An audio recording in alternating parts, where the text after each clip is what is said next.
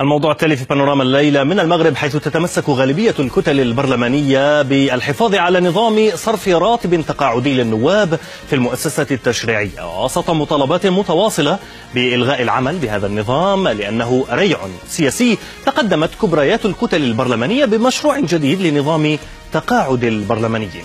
عادل الزبيري.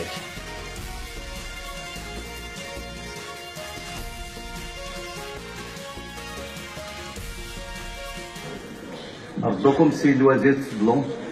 في مواجهة أصوات مغربية تطالب بإلغاء نهائي لراتب تقاعد البرلمانيين، تحرك تشريعي للنواب باتجاه تعديل في النظام مع الحفاظ عليه. الأغلبية الحكومية تناقش هذا الموضوع من خلال الأزمة اللي كيعيشها هذا الصندوق، لكن من موقفنا الشخصي أن هذا الموضوع يجب تصفيته، لأنه ربما من منظور خاص الحماية الاجتماعية للنواب يمكن أن تدبر بطرق مختلفة، سواء من طرفهم هم أو من طرف هيئتهم السياسية. إلى هذا الوطن ديالنا جميعا هناك تضامن يكون ما بيننا، لا يعقل أنه يبقى هذا القضية ديال التقاعد ديال الوزراء وديال البرلمانيين. حنا نرفض تقاعد ديال البرلمانيين ونرفض تقاعد ديال الوزراء، واللي بغى يدير تقاعد يديروا من جيبه لراسو ويبعد من المال العام لأنه اساسي. في التفاصيل، تقترح كبريات الكتل البرلمانية في المغرب صرف راتب تقاعد النائب البرلماني لمن يبلغ سن 65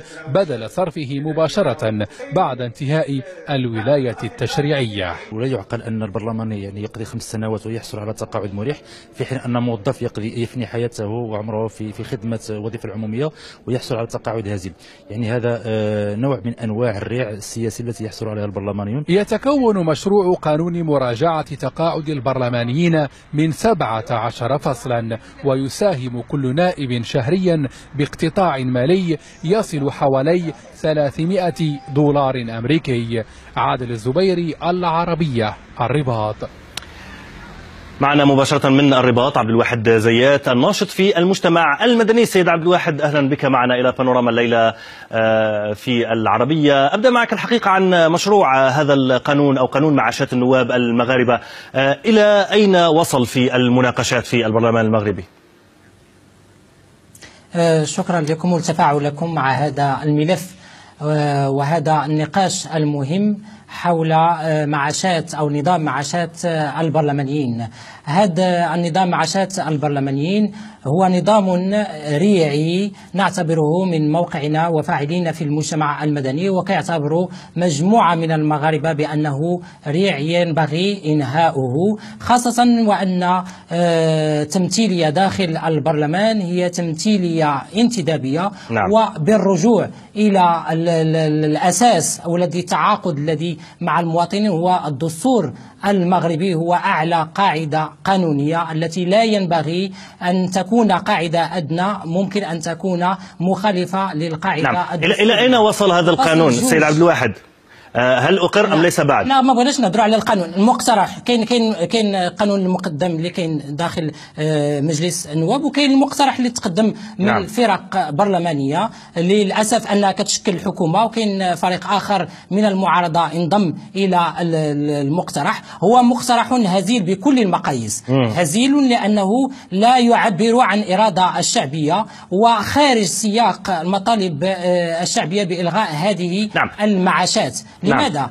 لأن غير حتى أتمم سياق الحديث أو النقاش، أنه بالرجوع إلى الدستور المغربي، حتى المقترح ضعيف من حيث البناء القانوني ديالو، أنه ما دارش على الأقل تصدير ديالو. خص على الأقل نهضروا على الدستور المملكة المغربية، الفصل 2 كيهضر على بأنه السيادة للأمة، وتستمد السيادة من الأمة من الاستفتاء، وكذلك بطريقة غير مباشرة عن طريق الاقتراع وعن طريق الانتخابات. الأصل في الأشياء أو الأصل لكل الأمة هو الناخب المغربي. نعم. هذا الناخب المغربي عطى واحد الصوت ديالو، الممثل ديال الامه، باش يدافع عليه، ماشي يدافع على واحد المصلحه ديالو الشخصيه. لماذا اليوم انه تقديم هذا المشروع وكذلك المقترح ديال القانون ديال اصلاح معاشات، في حين انه كانت قوانين قانونيه في صالح المواطنين تم التغيير ديالها؟ نحن على المقاطعه، ولكن اريد ان اغطي جميع جوانب الموضوع بسبب ضيق الوقت.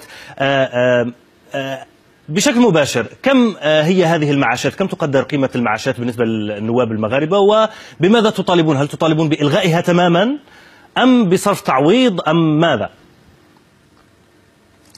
الإلغاء هو المطلب الأساسي، إلغاء هذه المعاشات، لأنها صفة انتدابية. واحد البرلماني كيدوز معك واحد المدة ديال الولاية التشريعية يتجدد يعني الانتداب ديالو أو النيابة ديالو من خلال الانتخابات، بالتالي الناخب هو اللي كيعطي الصوت ديالو، بالتالي ما يتجدد هو التعويض وليس المعاش. الأكثر من ذلك لا في القانون ديالو السابق أو لا في المقترح أنه المعاشات ديالهم معاشات صافية خالية من أي ضريبة وغير خاضعة لأي تصريح، وهذا أمر غير مقبول، في حين أن المواطنين في المعاشات ديالهم خاضعة للضريبة وغير صافية. يعني كيبان لك بأنه كاين واحد لا مساواة في القانون، في حين أن المؤسسات التشريعية هي اللي خصها تضمن هاد المساواة في القانون. بالتالي خاص أكثر من ذلك حتى التعويض خاص تكون فيه المراجعة، لأنه كاين غيابات داخل البرلمان، كاين برلماني اللي كيجي كيجتهد. سيد عبد الواحد، أنا فعلا ليس لدي وقت ولكن سأضيف لك هذا السؤال من باب الموضوعية أيضا.